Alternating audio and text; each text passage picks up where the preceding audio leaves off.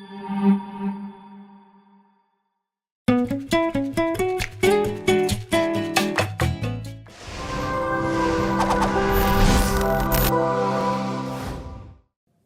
to all of you in Auric podcast. Auric, research, innovation and commercialisation. जब भी हम research की बात करते हैं या इनोवेशन की बात करते हैं या कमर्शलाइजेशन की बात करते हैं तो सबसे पहले हमें यूथ का ख्याल आता है। पाकिस्तान की यूथ बहुत कॉम्पिटेंट है, रिसर्च में इंगेज्ड है। हर यूनिवर्सिटी में अंडर ग्रेजुएट से लेकर पोस्ट ग्रेजुएट तक तमाम बच्चे रिसर्च करते हैं और किसी न किसी रियल इश्यूज़ के ऊपर अपना काम करते हैं। और हर बच्चा चाहता है कि वो कोई इनोवेटिव आइडिया लेके आए और उसकी इनोवेशन जो है वो कमर्शलाइज हो जाए। और यूनिवर्सिटीज़ के तमाम डिपार्टमेंट में ऑरिक का क़याम इसलिए किया गया है कि उन बच्चों को फैसिलिटेट की जाए कि वो अपनी रिसर्च को एकेडमिक से कमर्शलाइज कर सकें और उसका इम्पैक्ट जो है वो सोसाइटी में आए। आज हमारे दरमियान एक ऐसी शख्सियत मौजूद है जो न सिर्फ रिसर्चर हैं बल्कि उसके साथ एक कॉम्पिटेंट इकोनॉमिस्ट हैं और हम उनसे मुलाकात करते हैं और जानने की कोशिश करते हैं कि पाकिस्तान की इकॉनमी में ऑरिक का क्या रोल है। अस्सलाम वालेकुम सर। वालेकुम सलाम। हम आपको खुशामदीद कहते हैं। You are welcome in Auric podcast. Thank you doctor साहब, you have given the opportunity and you have selected me for this talk. आप जो है जो भी सवालात करेंगे हम हाज़िर हैं, जो आपके क्वेश्चन होंगे उनका। डॉक्टर साहब, हम आपसे सिर्फ ये जानना चाहते हैं कि हर जगह ऑरिक का तस्करा होता है, हर बच्चा ये जानना चाहता है कि ये ऑरिक है क्या चीज़। ये किसी की समझ में नहीं आ रहा है, हमारी समझ में भी नहीं आ रहा। आप अपनी नज़र से हमें बताएं, देखकर आपकी जो विज़न है ऑरिक है क्या, ताकि हमारी व्यूअर जो है ऑरिक को समझ सकें। सर एक्चुअली ऑरिक जो है HEC ने जो है बड़ा काम किया हुआ है, हर यूनिवर्सिटी को बाउंड किया हुआ है कि आप जो है ऑरिक डिपार्टमेंट अपने पास खोलें। तो हर यूनिवर्सिटी के लिए यह लाजम और मज़लूम है कि वो यूनिवर्सिटी में ऑरिक का डिपार्टमेंट खोलें। अब ऑरिक जो है बहुत बड़ा काम करती है और अगर आगे बढ़ के बहुत सस्टेनेबल डेवलपमेंट के लिए इनका काम हो सकता है।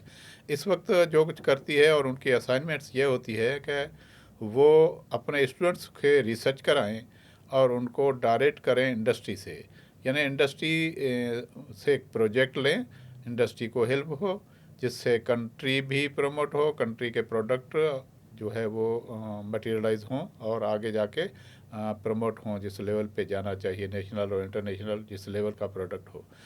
तो इंडस्ट्री का कोलाब्रेशन होना चाहिए और ये कोलाब्रेशन थ्रू ऑरिक होना चाहिए। तो ऑरिक का बड़ा काम यह है कि यूनिवर्सिटी वाले जो भी कंसर्न लोग हैं वो इसको प्रमोट करने में हेल्प करें। ऑलरेडी हो रहा है मगर मज़ीद इनको हेल्प करें, जिसमें हमारे स्टूडेंट्स जो है वो प्रोजेक्ट जो बनाएंगे वो रियल प्रॉब्लम पर होंगे और वो प्रॉब्लम जो है थ्रू इंडस्ट्री मिलेंगे उनको, जिसमें इंडस्ट्री वालों को बेनिफिट ये होना है कि उनको लेटेस्ट रिसर्च के मुताबिक वो जो है रिसर्च मिलेगी और प्रोडक्ट जो रिफाइंड शेप में आएगा, क्योंकि आफ्टर रिसर्च वो बनाया जाता है। तो जिस वजह से इंडस्ट्री का वो प्रोजेक्ट प्रमोट होगा, आगे सस्टेनेबल डेवलपमेंट में काम करेगा। जो स्टूडेंट इसमें काम कर रहे होंगे वो स्टूडेंट भी उनको थोड़ा बहुत उनसे डोनेशन वगैरह या उनका जो है एक स्टाइपेंड वगैरह जो मिल जाएगा, जिस वजह से उनको जो प्रोजेक्ट बनाने में थोड़ा ईज़ होगा और यूनिवर्सिटी को भी बेनिफिट ये होना है कि उनका प्रोडक्ट जो है वो कमर्शलाइज हो रहा है, क्योंकि इनका टारगेट है ही कमर्शलाइजेशन।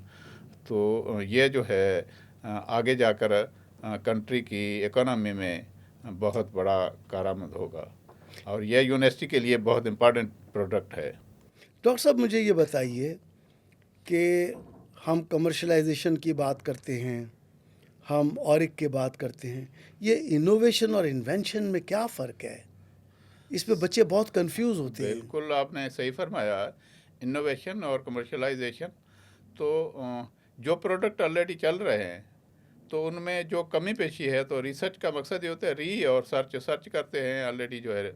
तो ऑलरेडी चीज़ें जो है उनमें नई चीज़ ले आने की, नई जिद्दत, नई ज़माने की रिक्वायरमेंट, चाहे उसमें स्टैंडर्डाइज करना हो according to new age, modern age और लोगों की रिक्वायरमेंट के मुताबिक। इस वजह से उनमें इनोवेट करेंगे। ऑलरेडी चीज़ है, उनको नए तरीके से, नए अंदाज से रिक्वायरमेंट के मुताबिक बनाएं, तो वो है इनोवेशन। मतलब जिद्दत पसंदी आप हाँ, जिसे जिद्दत कहते पसंदी जो है, हैं, बिल्कुल मॉडिफाई करें उसको, मॉडिफाई करेंगे।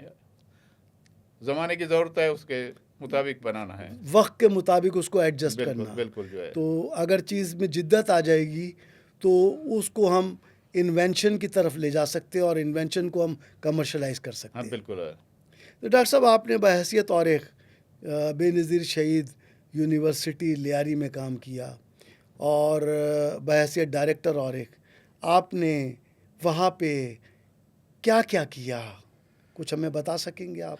एक्चुअली वहाँ जिस वक्त मैं था 2016 में, उस वक्त हमने और का सिर्फ बुनियाद डाला था, क्योंकि एचईसी की रिक्वायरमेंट थी कि यह डिपार्टमेंट ओपन होना चाहिए।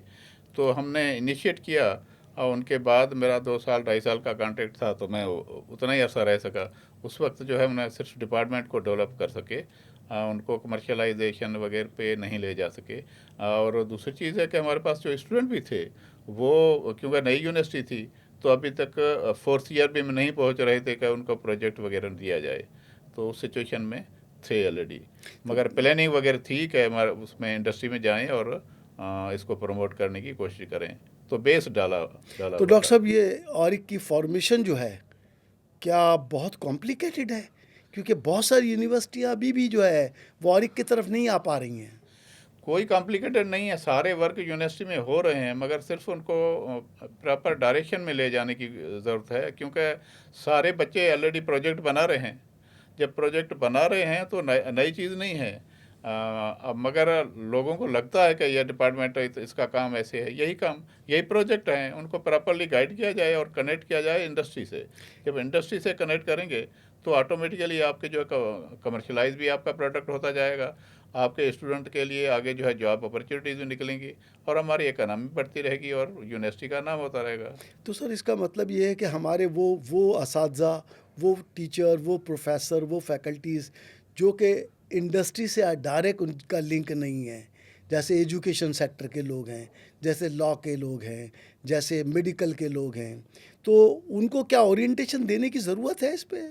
बिल्कुल, इनको जो है यही तो उनका और एक का काम है कि वो इंडस्ट्री से चाहे मुलाकात करे, उनसे एमओयू साइन करे, उनसे कॉन्टेक्ट करे और प्रोजेक्ट लेने की कोशिश करे, उनको प्रमोट करे कि ये चीज़ें जो है हो रही हैं, हम आपकी हेल्प करते हैं। और तो इंडस्ट्री को अवेयरनेस होगी कि हमारे साथ काम करने वाली टीम हमारे पास है, जो इतना पैसा भी नहीं ले रही है, क्योंकि उनको ऑलरेडी अपने प्रोजेक्ट यूनिवर्सिटी की हैसियत से ग्रेजुएशन होने के लिए जो है बनाने होते हैं।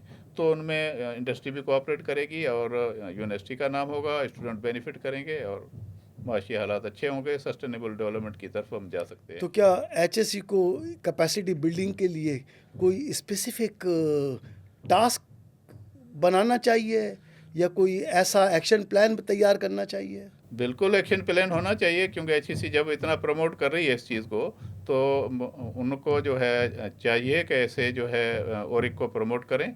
मजे कर रहे हैं, यूनिवर्सिटियों में थोड़ी लैकिंग है कि वो इंडस्ट्री तक अप्रोच नहीं कर पा रहे हैं सारी यूनिवर्सिटी। कुछ यूनिवर्सिटी हैं वो कर रही हैं, मगर सारे जो है उस लेवल पे नहीं जा रहे हैं। तो एचईसी बाउंड कर दे कि आप प्रोडक्ट जो है वो लें, जो आपके टॉपिक हैं वो रिलेटेड विद इंडस्ट्री हों, क्योंकि रियल टॉपिक लेते हैं स्टूडेंट, मगर उनको इंडस्ट्री से अटैच कराना ज़रूरी है। तो कोशिश करें यूनिवर्सिटी, और एचईसी की हेल्प उनमें ज़रूरी है। इसलिए आप जो कहते हैं कि एक्शन प्लान होना चाहिए। तो सर, आपका ताल्लुक थर से है, तो आपको ऐसा नहीं लगता कि थर में हम फूल लगाने की बातें कर रहे हैं? ये बहुत मुश्किल टास्क नहीं है? सर, टास्क तो सारे मुश्किल होते हैं, मगर जब उसमें हाथ डाले जाते हैं तो आसान हो जाते हैं, क्योंकि वहाँ के लोग सरवाइव कर रहे हैं। और आप देख रहे हैं कि एजुकेशन में इस वक्त थर वाले लोग बहुत सी फील्ड में आगे हैं, क्योंकि दूसरे वसाइल नहीं हैं। इस वजह से वो एजुकेशन को उन्होंने टूल बनाया हुआ है और हर शोबे में वो आ रहे हैं आगे। तो इसमें भी अगर अब एचईसी या हमारे जो है इंडस्ट्री हेल्प करेगी तो ये प्रमोट हो सकता है और हर चीज़ पॉसिबल हो सकती है। सर आज का दौर टेक्नोलॉजी का दौर है, क्या ऑरिक को टेक्नोलॉजी से परेशानी है, कोई कन्फ्यूजन है, कोई उसको तकलीफ होती है टेक्नोलॉजी से? बिल्कुल आपने सही फरमाया कि टेक्नोलॉजी का यूज़ प्रॉपर नहीं कर रहे हैं और उनको प्रमोट होना चाहिए। टेक्नोलॉजी जो यूज़ नहीं होगी तो कैसे जो है हम जो है इस वक्त दौर जो है वो चैट जीपीटी वगैरह या ये जो हर दिन नई एक टेक्नोलॉजी आ रही है, तो जैसे फिनटेक है और आप जो है आर्टिफिशियल इंटेलिजेंट है। आर्टिफिशियल इंटेलिजेंस है, इस किस्म को इसमें इंट्रोड्यूस कराना चाहिए एजुकेशन में। हमारे यहाँ पुराना किस्सा सिस्टम है जिसमें हम कहते हैं कि बच्चा रट के आए और वो पेपर देकर पास हो जाए। तो एआई का यूज़ उसमें ज़्यादा होना चाहिए जिसमें हम ज़्यादा बेनिफिट ले सकते हैं और होना चाहिए। सर पाकिस्तान की आधी से ज़्यादा आबादी 70% तो रूरल एरिया है, तो क्या ऑरिक को वर्चुअल भी कुछ काम करना चाहिए? बिल्कुल वर्चुअली इस वक्त हमने जहाँ तक देखा गांव के अंदर जो है मैट्रिक पास बच्चे हैं और नॉन मैट्रिक भी बच्चे कुछ हैं वो इनसे बेनिफिट ले रहे हैं। बहुत से ऐसे पता नहीं किस किस्म के ऐप जो हैं जिस पे वो कह रहे हैं कि हम इतना कमा रहे हैं इतना कमा रहे हैं। हम तो लिखे पढ़े लोग परेशान हैं कि भाई टेक्नोलॉजी ने इतना कुछ एडवांस काम कर दिया है कि ये हमसे आगे बहुत सी चीज़ों में जो छोटा टॉपिक है मगर उस टॉपिक में या उस ऐप में उनकी एक्सपर्टीज़ है वो हमारी एक्सपर्टीज़ नहीं है, इतने वो एक्सपर्ट हैं। तो हम अगर इसको प्रमोट करें तो एजुकेशन थोड़ी बहुत है वो भी उनको यूज़ करते हुए बहुत बड़ा बेनिफिट ले सकते हैं। तो एआई का यूज़ होना चाहिए, प्रमोट करना तो चाहिए। आप ये कह रहे हैं कि स्किल ज़्यादा बेहतर है डिग्री से? असल ज़रूरत है ही स्किल की, डिग्री तो सिर्फ कागज़ है, आपको इंटरव्यू के रूम तक पहुंचा दी है। अदरवाइज जो है स्किल ही सब कुछ है। लेकिन और डिग्री की अहमियत हाँ, है डिग्री या की नहीं अहमियत है? अपनी जगह पर है मगर डिग्री आपको इंटरव्यू रूम तक पहुंचाएगी। इंटरव्यू हुआ उसके बाद आपके स्किल देखे जाते हैं। अगर ये आपके स्किल नहीं है तो डिग्री किसी काम की नहीं है। मगर डिग्री होना ज़रूरी है, डिग्री के बगैर गुजारा नहीं है। मतलब डिग्री भी ज़रूरी है और स्किल भी ज़रूरी है। डिग्री के साथ से स्किल ज़रूरी है। वो डिग्रियां नहीं जो सिर्फ जो है रेटिफिकेशन के बेस पे सिर्फ पेपर यानी भर के रट के जो कर लिया है और उसके पास स्किल नहीं है, उसके पास लेटेस्ट टेक्नोलॉजी का यूज़ नहीं है, तो वो इतने सक्सेसफुल नहीं है जितने जो है स्किल्ड लोग हैं। तो आपने देखा होगा कि जो हमारे वहाँ ए ग्रेड लेकर निकलता है, अच्छा ग्रेड ले निकलता है, दूसरा जो है पास ग्रेड लेकर निकलता है। पास वाला ज़िंदगी में ज़्यादा सक्सेसफुल है क्योंकि उनके पास स्किल्स हैं। और दूसरा वो सिर्फ प्राउड है कि मैं ए नंबर वाला हूँ, मेरा जो है जीपीए इतना है इस वजह से। मगर वो जो है रट के लिया है, आगे जो है उनके पास स्किल इतने नहीं है। तो स्किल ज़रूरी है, जिनके पास स्किल होगी वही कामयाब होगा। तो इसका मतलब ये है कि सर टेक्नोलॉजी सीखनी ज़रूरी है। बिल्कुल टेक्नोलॉजी के बगैर नहीं है और ऑनलाइन जो चीज़ें सीखने के लिए अवेलेबल हैं वो सीखना चाहिए। क्या हमारे रूरल एरिया में टेक्नोलॉजी का एक्सेस है? एक्सेस कुछ हद तक है, बिल्कुल जो है, क्योंकि जहाँ तक देखा है कि बहुत से ऐसे ऐप बच्चे जो यूज़ कर रहे हैं वो हम खुद हैरान। मेरा अभी जो है रिसेंटली गांव जब जाना हुआ तो हमने देखा कि एक जो है बकरियां चरा रहा है मगर उसने जो है 4-5 लाख रुपया पता नहीं कौन सी ऐप यूज़ कर रहे थे वहाँ से कमा लिया। तो स्किल की अहमियत अपनी जगह पर है और स्किल अवेलेबल हैं। लोग जो है उनको अवेयरनेस की ज़रूरत है, ट्रेनिंग देना चाहिए। तो सर और एक ऐसा क्या करे कि पाकिस्तान का एग्रीकल्चर सेक्टर भी इन्हांस हो और उसका इंडस्ट्रियल सेक्टर भी पैरेलल इन्हांस हो? सर बिल्कुल है हमारे पास सर ये मोस्ट रेलेवेंट सवाल है क्योंकि आप इकोनॉमिस्ट हैं। मैं आपसे ये सवाल बड़ी ख़ास तौर से कर रहा हूँ। सर टेक्नोलॉजी का यूज़ है कि आप ऐसे ऐप हों जो उनको फार्मर्स है उनके पास अवेलेबल। जैसे मैंने कहा कि फिनटेक में जो है ऐसे ऐप हैं जो लोग कमा रहे हैं, जो मैंने अपने ऑब्जर्वेशन से देखा। इस तरह से एग्रीकल्चर वालों को भी ये बताना चाहिए या ऐसे ऐप होना चाहिए जिसमें पता चले कि कौन सा प्रोडक्ट आगे जो है सेल होगा। इस वक्त होता ये है कि एक बंदा जो है प्याज बना रहे हैं, ऑनियन की प्रोडक्शन हो गई, जिस वक्त प्रोडक्शन तैयार होगी उसी वक्त उनका कोई रेट नहीं है। तो लोग खेतों से वो ऑनियन निकालने के लिए तैयार नहीं है क्योंकि वो एक्सपेंसिव पड़ता है। तो इस तरह टमाटर का जिस सीज़न जो पाकिस्तान में होता है उस वक्त टमाटर हमारे जो है बहुत ही सस्ते हो जाते हैं और जब ये ऑफ़ हो जाता है तब हम बाहर से मंगाते हैं महंगे रेट में। तो इन चीज़ों का अवेयरनेस होना चाहिए कि भाई अगर हमारी गवर्नमेंट ने बाहर से माल मंगाया है, इंपोर्ट किया जा रहा है, तो फार्मर को पता होना चाहिए कि हम इतनी प्रोडक्शन नहीं दें कि आगे वाले मौसम में हमें जो है वो मजदूरी के पैसे भी नहीं निकल सके। तो इसका मतलब ये कि हम टेक्नोलॉजी को एग्रीकल्चर में इस्तेमाल में ला सकते बिल्कुल हैं। बिल्कुल जो है। सर हमारे यहाँ तो स्कार्सिटी ऑफ वाटर है, नहरों पे हम लड़ रहे हैं, तो क्या ड्रोन पानी सप्लाई करें और ईल्ड बनाने में हमें सपोर्ट करें? हम ऐसा क्या करें?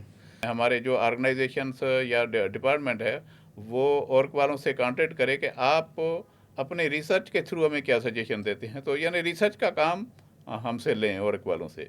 बगैर पैसे के सर हम सहरा में फूल उगाने की सोच रहे हैं। हाँ कैसे बिल्कुल है, मुमकिन है सर? बिल्कुल है ऐसे, मगर इंटरनेशनल फंडिंग होना चाहिए इस पे। मतलब इस पे ब्रेन स्टॉर्मिंग की ज़रूरत है या विजन की ज़रूरत है सर? दोनों की ज़रूरत है। फिर एक्शन प्लान कहाँ से आएगा? HEC हेल्प करे और एक डिपार्टमेंट जो सर मुझे नहीं लगता कि और कुछ करेगा। और में कैपेसिटी नहीं है सर।